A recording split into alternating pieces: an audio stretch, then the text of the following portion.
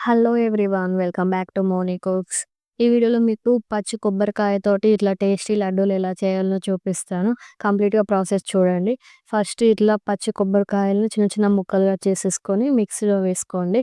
అంతే ఇలా smooth paste లాగా పట్టేసుకోండి.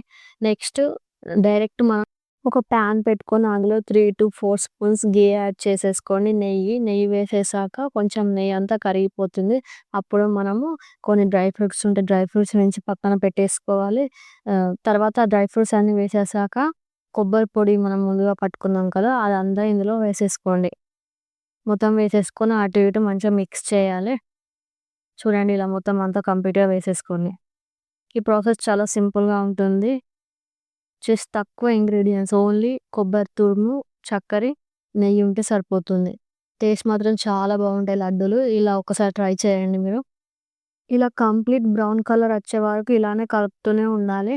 లాస్ట్‌లో ఇలా కలర్ వచ్చాక మీరు కొబ్బరి తురుము ఎంత తీసుకున్నారో దాన్ని బట్టి చక్కెర వేసుకోవాలి. మీరు కావాలంటే కొంచెం వేసుకొని టేస్ట్ కూడా చూడొచ్చు. నేను ఇక్కడ 2 గ్లాసెస్ వేస్తున్నాను. ఫస్ట్ 1 గ్లాస్ ఏసి అంతా మంచిగా మిక్స్ చేసేసుకోవాలి.